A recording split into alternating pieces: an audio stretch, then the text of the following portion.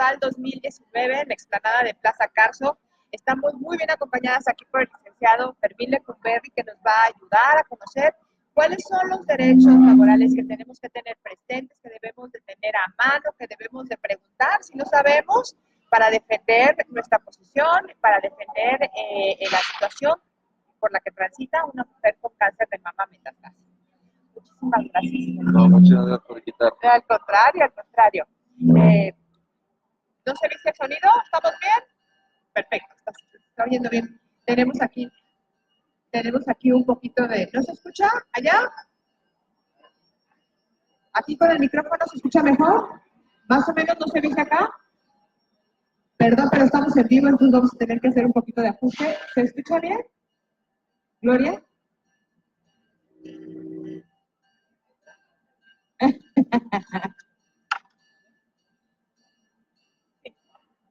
¿Se escucha bien? Perfecto.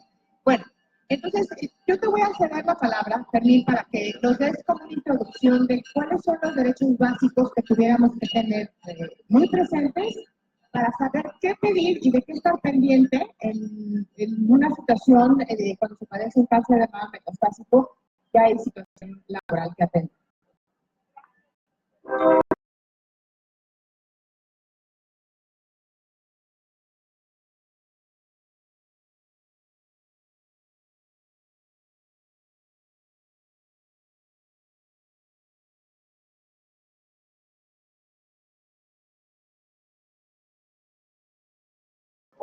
Que tienen patrón con ustedes, y de igual manera los procesos y las obligaciones que debemos de cumplir nosotros.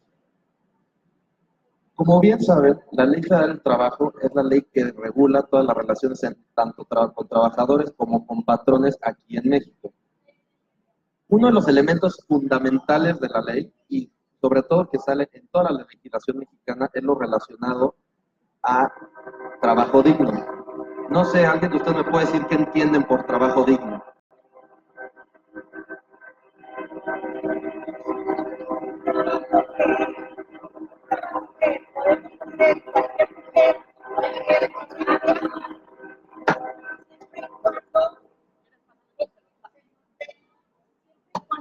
Se nos den las facilidades necesarias sin tener que poner en riesgo nada, ni la salud ni la tranquilidad de la persona que desempeña el empleo.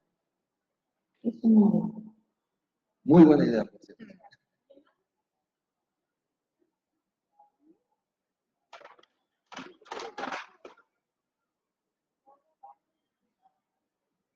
Bueno, como les comentaba, la Ley Federal del Trabajo es la que regula las relaciones entre trabajador y patrón.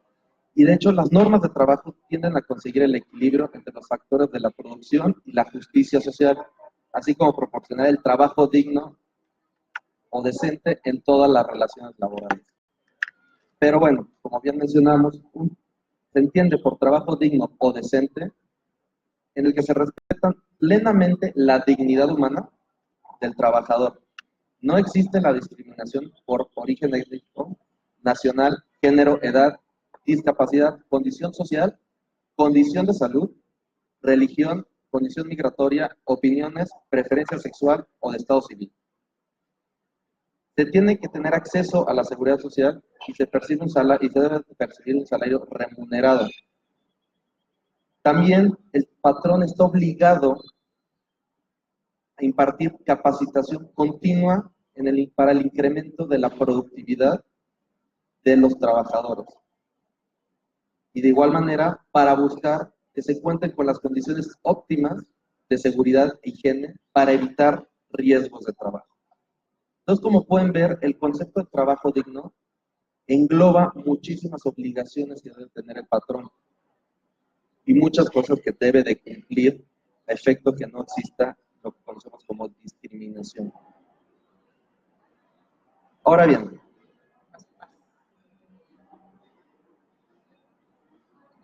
la misma ley establece que en cuestiones laborales el hombre y la mujer tienen los mismos derechos y obligaciones.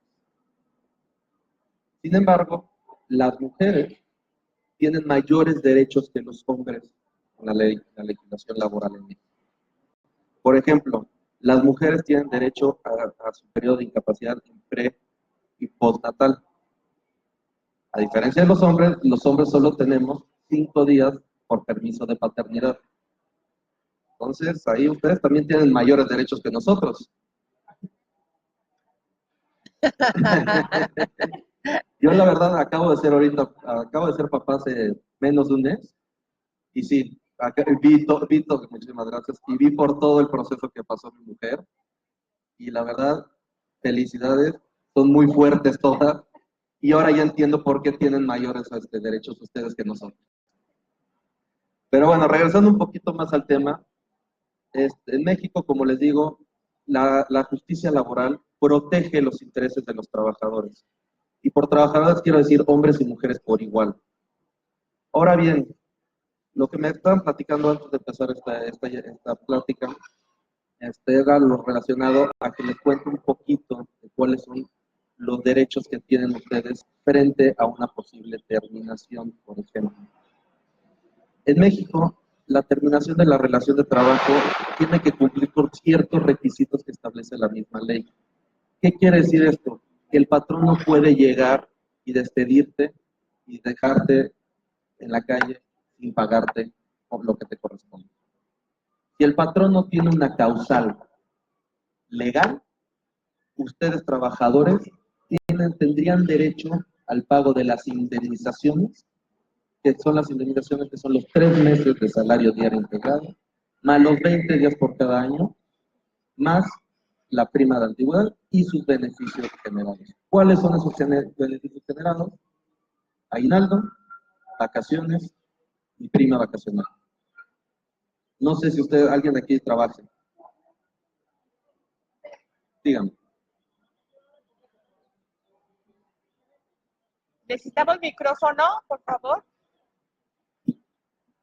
Después de trabajar 20 años con mi jefe, si yo ya no voy a trabajar, él me tiene que dar una indemnización o pagar algo, aunque ya tramité mi pensión, ya me dieron, solamente el seguro me tiene que pagar, o sea, mi jefe. De hecho, está terminando la relación de trabajo usted ya renunció. Ajá. Ok, entonces el patrón tendría la obligación, porque renuncia de su parte, del pago de sus partes proporcionales, aguinaldo, vacaciones, prima vacacional del último año, y como tiene una antigüedad mayor a 20 años, le tienen que pagar la prima de antigüedad. Ojo, la prima de antigüedad se calcula, son 12 días por cada año trabajado, pero esta se calcula considerando el doble del salario mínimo. El salario mínimo actualmente está en 102.64. Entonces, el factor que tiene que tomar, o la cantidad que debe tomar, es de 204 por 12 por los años trabajados. Entonces, sería 20 por 12 por 204. Y eso es la cantidad que le daría. Gracias, hermano. No, de nada. Yo trabajé 9 años, pero sin seguro social, en un despacho de intendencia. Entonces, cuando fue mi cirugía, el patrón nada más se pudo decir que nada más me dio 30,000 pesos, pero no cotizaba ni con el sueldo ni nada, nada más 30. Pero no tuve, esos años no tuve seguro social. ¿Yo podría reclamar algo o porque no tengo ningún comprobante de que yo estuve trabajando? O sea, hay testigos nada más, pero no, nada. Y entonces, pues ahorita sí ya me pesa un poco porque pues tengo 4 años de la cirugía y como que digo, yo quisiera tener algo, y más que nada para mi pensión, yo pienso para más adelante. Gracias. Bueno, como les había comentado, la legislación mexicana protege a los trabajadores y una de las obligaciones que tiene el patrón es registrar a sus trabajadores frente al Seguro Social y cubrir las cuotas de seguridad social. El problema aquí es que el patrón o expatrón no cubrió esas cuotas o no te registró en el Seguro Social, entonces le entró en un incumplimiento. Yo creo que por el tiempo que ya pasó, ya tu acción para demandar algo ya está prescrita. ¿Qué quiere decir prescrita? Que ya no puedes ir. Sin embargo, yo te recomendaría ir al Seguro Social a efecto de denunciar esa mala práctica de tu patrón para que tus compañeras o tus compañeras no sufran de este tipo de abusos. Y así el IMSS pueda ir al centro de trabajo, hacer una auditoría y si tiene que pagar multas y recargos, que pague porque no está cumpliendo con lo que establece la legislación mexicana. No. Hermín, a mí me queda una duda. Por ejemplo, si tú estás trabajando como mujer sana y de repente tienes la situación detectada de un cáncer de mama metastásico, entonces, un patrón es una causa justificada como para poder liquidarte y en qué sentido pudiera o debiera indemnizarte. ¿Cuál es la situación legal de una mujer que se enfrenta a esa circunstancia y que sí, quizá tenga que faltar un poco más a su trabajo, quizá haya días en los que no se pueda presentar, pero que eso no la inhabilita totalmente, la sigue siendo una mujer productiva con una condición a cuidar por obvias razones? ¿Qué contexto, qué consejos les pudieras dar a las mujeres que están enfrentando esa situación? Como les comenté al principio, existen causales de terminación de la relación de trabajo. La que mencionamos ahorita, esa no sería considerada una causal de terminación. Si en algún momento un patrón menciona que está terminando la relación de trabajo por esa causa, está incumpliendo con lo que establece la legislación, entonces el patrón estaría obligado a cubrirte los conceptos indemnizatorios. ¿Qué es lo que pasa en la práctica? En la práctica, cuando las trabajadoras tienen ese tipo de enfermedades, lo que pasa mucho es que los patrones llegan a un arreglo con ellos, un arreglo en lo particular, en lo cual les dan facilidades para que se puedan tratar o puedan acudir a sus tratamientos para evitar que las enfermedades, hablando de términos generales, afecten la vida y la productividad del trabajador. Pero, por el otro lado, también hay patrones que utilizan esa causal o esa enfermedad para presionar a los trabajadores, mencionando que eso es una causal de terminación. Yo les puedo decir que eso no es una causal de terminación. Si en algún momento algún patrón les menciona eso, está incumpliendo y va en contra de la legislación y de igual manera está incumpliendo con el derecho fundamental del trabajo digno y de la discriminación. Encontraría allá más problemas, un poquito más, aparte de laborales, sino problemas ya más de discriminación y traería multas y recargos en contra del patrón. Una mujer que de repente el patrón se da cuenta que está en esa situación y le dice, te voy a despedir porque ya no vas a poder cumplir con tus horarios todos los días, etcétera, etcétera, está violentando la ley y los derechos fundamentales de la trabajadora en cuestión. ¿Ella qué puede hacer? ¿Qué acciones puede tomar para defenderse de esa situación y o para negociar mejor si es que también ella tiene la intención de dejar de trabajar por su situación? La única acción que tenemos es acudir ante los tribunales laborales, que son las juntas de conciliación y arbitraje, en la cual se deberá de iniciar una demanda argumentando un despido injustificado. Es importante mencionarles que los trabajadores tenemos 2 meses a partir de que nos dieron por terminar la relación de trabajo para iniciar un procedimiento. En México tenemos una oficina que se llama la Profedet, que no es otra cosa más que la Procuraduría de la Defensa del Trabajo. ¿En qué se dedica esta oficina dependiente del gobierno? Ellos dan asesoría gratuita a los trabajadores.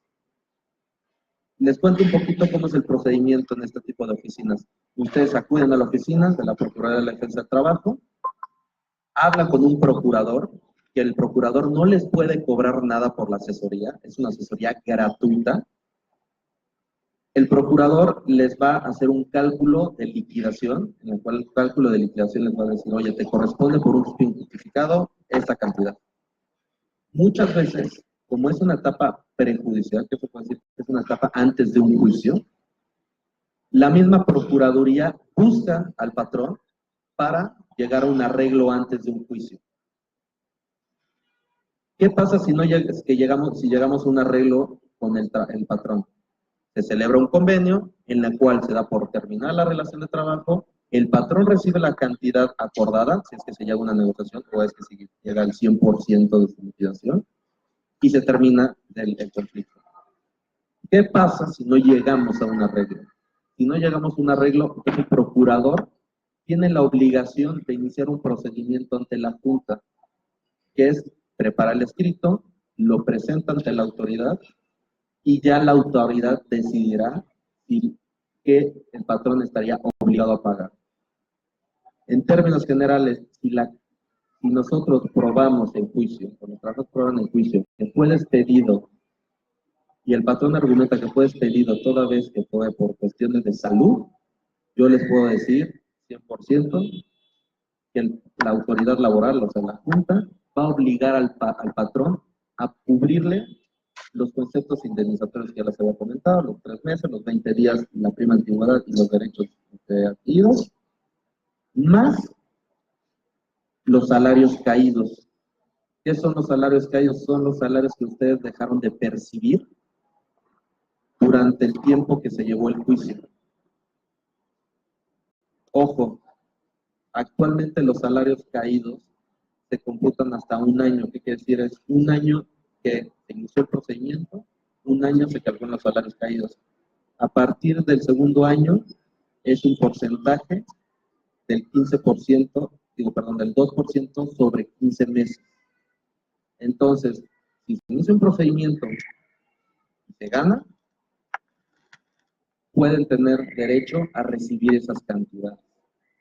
Entonces, como pueden ver, si ustedes sufren de este tipo de abuso, no necesariamente tienen que acudir a un abogado particular que les va a querer cobrar, sino pueden acudir a la Procuraduría de Defensa del Trabajo, que está obligado de manera gratuita a asesorarlas en todas las cuestiones laborales. Muchas veces la preocupación más grande, más allá del sueldo, es la afiliación a los servicios de salud. Entonces, hay veces que obtener esta compensación siempre va a ayudar, pero ¿cómo defendemos esa afiliación que perdemos a la hora que perdemos el empleo? Bueno, de hecho, la obligación del patrón es afiliar a sus trabajadores. ¿Qué pasa si nosotros estamos trabajando y vemos que no nos están afiliando a la Seguridad Social? Nosotros también podemos acudir ante la autoridad, que sería la Junta, en este caso sería la Junta Federal de Conciliación y Arbitraje, e iniciar un procedimiento efecto que la autoridad obligue al patrón a inscribirnos a la Seguridad Social. Y de igual manera, la Junta Federal de Conciliación y Arbitraje tiene la obligación de dar aviso al IMSS para que éste vaya y prepare una auditoría o una inspección para ver qué está pasando en ese centro de trabajo. Entonces, mi recomendación aquí es, si ustedes saben que no están registradas ante el IMSS, están trabajando, pueden acudir a las autoridades, no se queden calladas, porque muchas veces, por miedo a las represalias del patrón, uno no dice. Pero en la actualidad ya hay muchos elementos en los cuales podemos defendernos en caso de que un patrón nos despida por nosotros ir a quejarnos ante la autoridad porque él está incumpliendo con sus obligaciones. Gracias, Fermín. Sandra Rosales, a mi mejor amiga la quieren correr, le dieron un cheque y le pidieron la renuncia. Ella todavía no firma. ¿Qué tiene que hacer? Ella tiene cáncer de mama. Bueno, yo le recomendaría que no firmara nada, que se asesorara con un abogado y que ella de hecho en internet podemos encontrar varias páginas que nos pueden ayudar a hacer un cálculo muy aproximado de cuánto nos correspondería. Entonces, si no puede asesorarse con un abogado, yo le recomendaría que investigue, que se acerque a la Profedet o que ella misma investigue y que haga un cálculo de cuánto le correspondería por un despido injustificado y ya con eso ya tomaría la decisión de firmar, de recibir el cheque. Y ojo, a ello también le recomendaría que el cheque fuera certificado de caja, porque muchas veces los cheques tienen mala firma, no tienen fondos, lo rebotan y es un problema regresar con el patrón y ellos ya tendrían documentos firmados por ustedes. en algún momento les van a pagar a través de cheque, es un cheque certificado, un cheque de caja. Porque ahí tenemos la certeza que esos cheques sí van a pasar. Tenemos a Isa Alfa. Buen día, excelente información. Gracias, Isa. Cualquier duda que tuvieras, ahorita es cuando. Vamos a poder poner después algún link que nos sugieras para que ellas puedan accesar a esos tabuladores y poder calcular. Claro. Entonces, si tengan alguna duda más de lo que está diciendo el abogado, lo dejamos aquí. Pregunten. ¿Preguntas? Mucho más fácil. ¿No? ¿Todavía? Bueno, ahora retomamos un poquito el tema de lo relacionado a la seguridad social. Como les había comentado, los patrones están obligados a registrar a ciertos trabajadores de seguro social.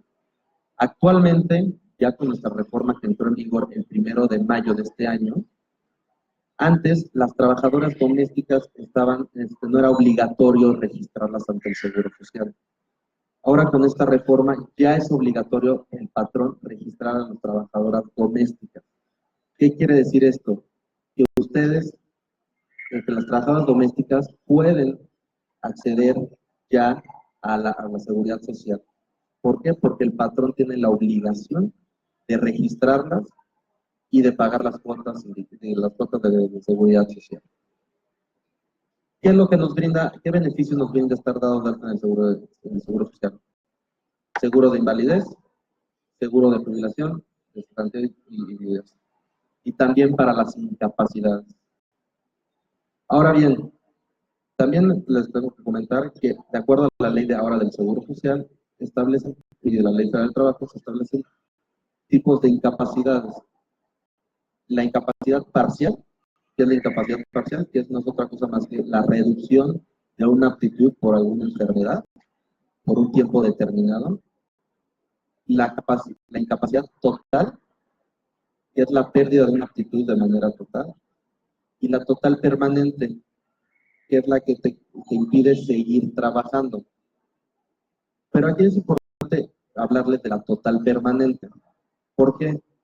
Porque de acuerdo a la legislación mexicana, si un trabajador llega con una incapacidad total con el patrón tiene la obligación de evaluar las nuevas funciones, las nuevas capacidades del trabajador y moverlo o cambiarlo de puesto de trabajo de acuerdo a sus nuevas aptitudes. Entonces, regresando un poquito a lo que les había comentado al principio, un patrón no puede terminar una relación de trabajo por una incapacidad total. Si tienen una incapacidad total o un trabajador que tenga una incapacidad total emitida por el Instituto Mexicano del Seguro Social, el trabajador puede pedir que lo cambien de puesto a uno de acuerdo a sus nuevas actitudes.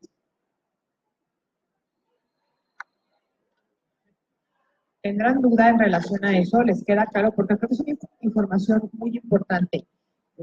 Yo creo que cuando tenemos una reducción de nuestras capacidades, automáticamente lo que nos viene a la cabeza es ya no voy a poder seguir con esto y quizá de alguna manera seamos las primeras en anular la capacidad que todavía sí tenemos. Entonces, cuando alguien que tenemos enfrente nos voltea y nos dice, pues es que ya estás incapacitada, pues sí, ya estoy incapacitada, y no se nos ocurre pensar que la incapacidad no quiere decir que no podamos hacer otras cosas y que tenemos el derecho por haber laborado X tiempo en una empresa de pedir que se nos cambie quizá de área y de actividades y que sigamos siendo productivas de la posibilidad que la nueva situación nos permite. Entonces, esa información, tenerla a mano y pensar en las diferentes opciones que quizá les pueda venir a la cabeza para preguntar las dudas prácticas, sería interesante. Aquí, Isa, tengo cáncer de mama y aún sigo laborando. Mi sueldo se lo divide en 3 patrones, así que en Infonavit percibo. Hoy ya tengo incapacidad por agotamiento. Me preocupa el futuro. Si me corren, no estoy segura de cuáles son mis derechos o si me pagarían, ¿qué es lo que me correspondería? De paso, porque son varias. Sí, son varias preguntas en una. Bueno, aquí también es muy importante Complicado aquí porque lo que nos están comentando es que tienen 3 patrones. Entonces hay que ver cómo llegar a un acuerdo. Porque si a mí me dicen de primeras que tengo 3 patrones, entonces tienes 3 relaciones de trabajo. Porque tienes 3 personas o 3 entes que te están dando órdenes y te están pagando un salario. Entonces, en términos generales, si hay órdenes, si estás recibiendo órdenes, acatando órdenes, si hay un pago de un salario, existe una relación de trabajo. Entonces, para mí, en esta pregunta, tienes 3 patrones de primera. Entonces, los 3 te deberían de tener dado de alta en el IMSS y también deberían de estar dando de alta en el Infonavit. ¿Qué es el Infonavit? El Infonavit es la institución que se encarga de dar créditos para la compra o de casa.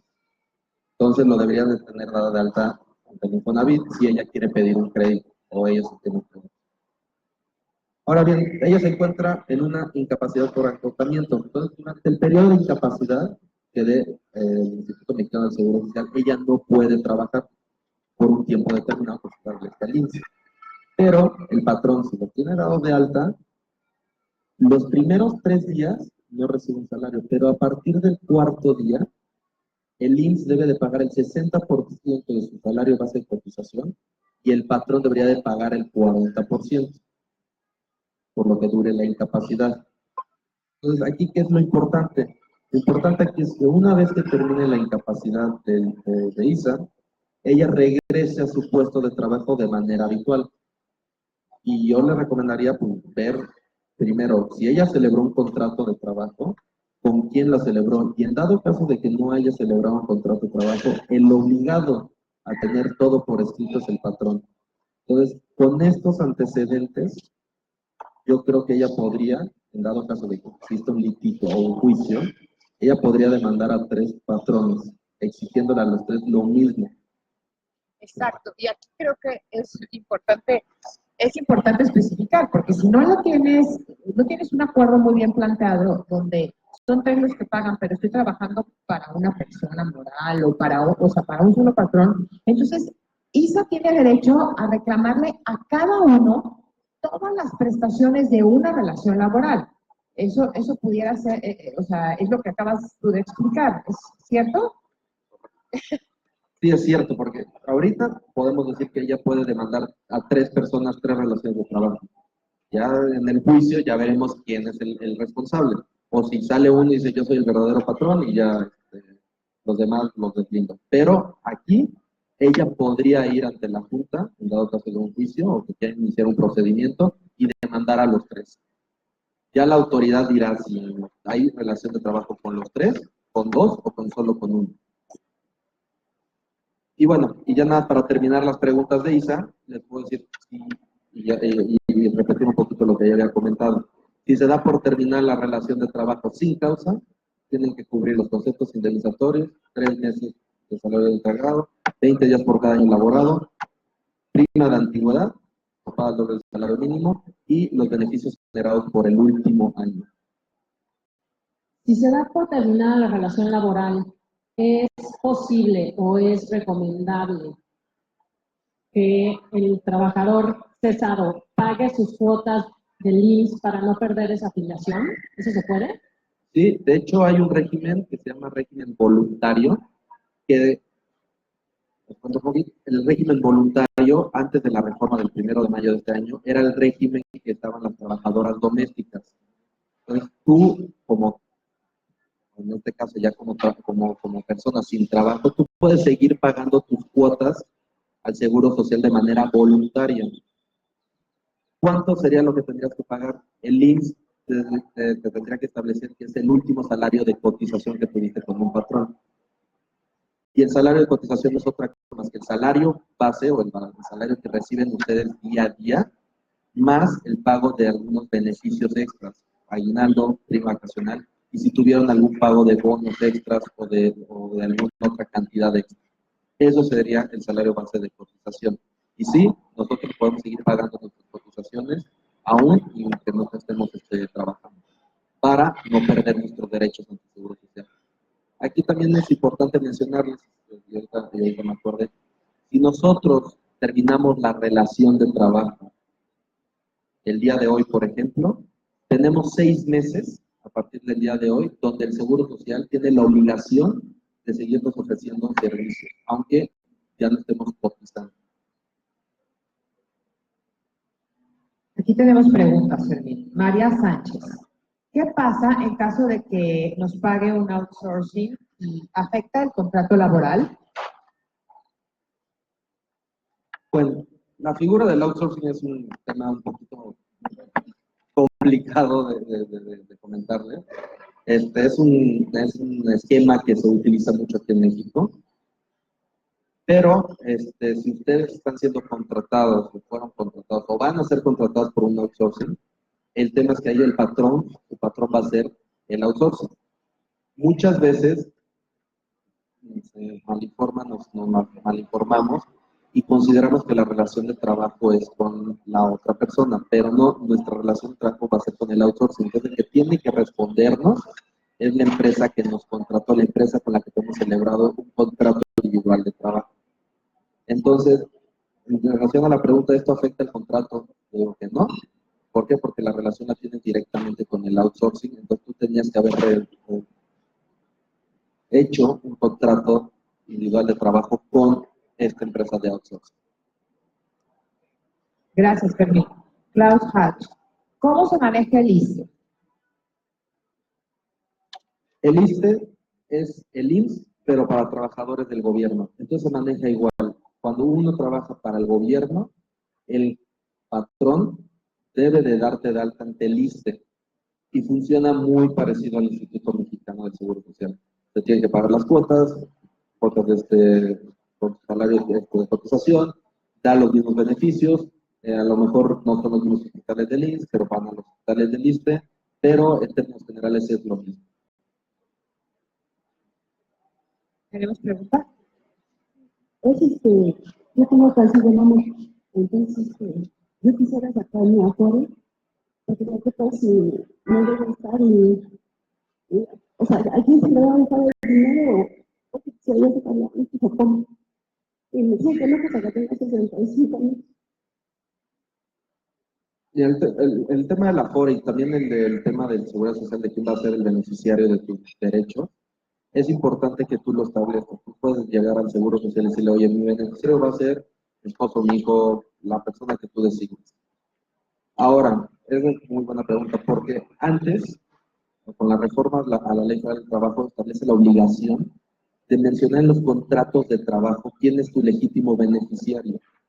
Antes, cuando no teníamos esa obligación de poner esa cláusula en los contratos de trabajo, se tenía que llevar un proceso larguísimo y muy complicado para que la autoridad nos diga quién es el beneficiario de los derechos laborales. Ahora con esta reforma el patrón tiene la obligación de establecer en el contrato quién va a ser el beneficiario de todos los derechos laborales. Ahora, por el otro lado, los derechos de seguridad social y de Afore, tú tienes que designar quién va a ser tu beneficiario. Entonces, y con que lo pongas tú en el seguro social o lo establezcas en el seguro social, mismo se replica en el beneficio del ISSSTE, digo, del Infonavit y del Afore. Yo quisiera sacarlo mi dinero antes de comerse, no, hasta que tenga su todo.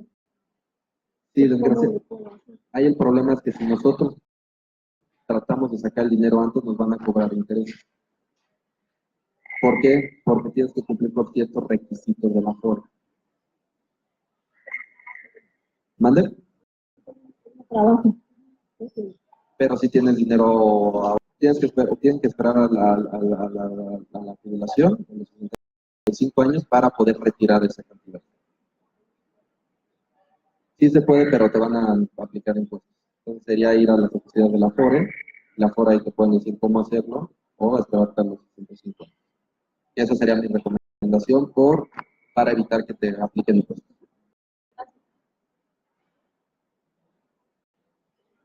¿Alguna duda más? Creo que nos vamos acercando a la hora. ¿Cómo vamos, Gloria? ¿Sí? 5 minutos. ¿Tenemos alguna pregunta que podamos sacar de una vez? No me empiezo a preocupar. Hola, yo en este momento me encuentro de incapacidad por cáncer de mama. pero yo solo percibo lo que me cubre el IMSS con la incapacidad. ¿Es obligatorio que el patrón, la pagadora, te pague la diferencia de sueldo? Si no se tiene el acuerdo directo con el patrón, no es obligatorio. De hecho, por eso se llama, el IMSS entra como subrogado. ¿Qué es subrogado? Que el IMSS, una de las funciones que tiene es pagar el salario que no está que dejaría de percibir una persona incapacitada. Entonces, el IMSS te tiene que pagar el 60%. Si tú llegaste a un acuerdo con tu patrón, el patrón te puede pagar lo que falta, el 40% que falta. Pero no está obligado a. Ok, ¿tendremos alguna otra, Moria?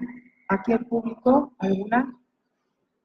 ¿Tu corazón? María, ¿tienes el micrófono ahí? ¿Nos ayudas? Gracias.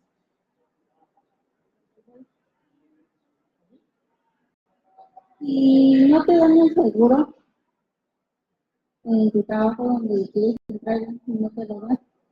¿Cómo le puedes hacer? Como les había comentado, hay dos vías. La vía donde puede ir el patrón, el trabajador, perdón, de manera directa, es que tú vayas ante la Junta de Conciliación y Arbitraje, la Federal de Conciliación y Arbitraje, y iniciar un procedimiento para que la Junta obligue al patrón a darte de alta. Esa sería la forma legal de hacer.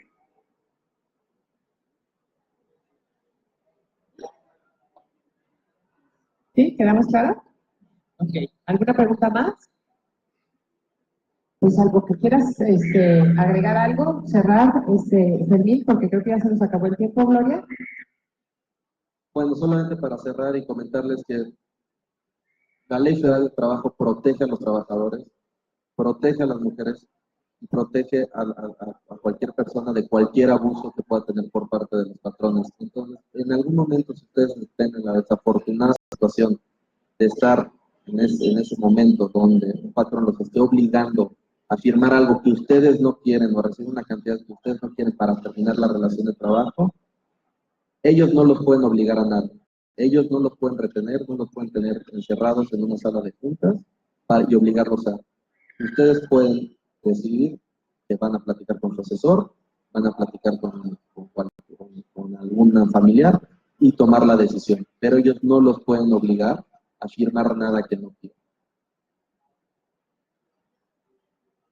Pues bueno, nos vamos a despedir agradeciéndole muchísimo a Fermín Lecumberri, que participó aquí ayudándonos, a Sánchez Devani, que siempre nos ayuda a resolver todos nuestros incógnitas y nuestros misterios legales laborales.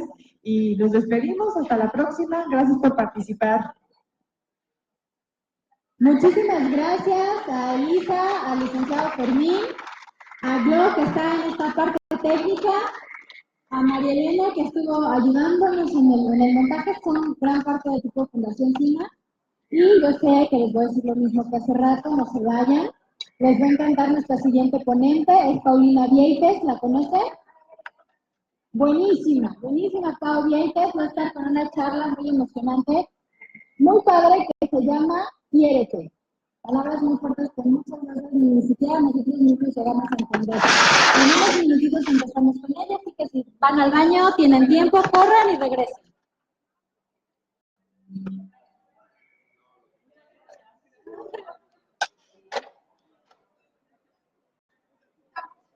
Muy bien.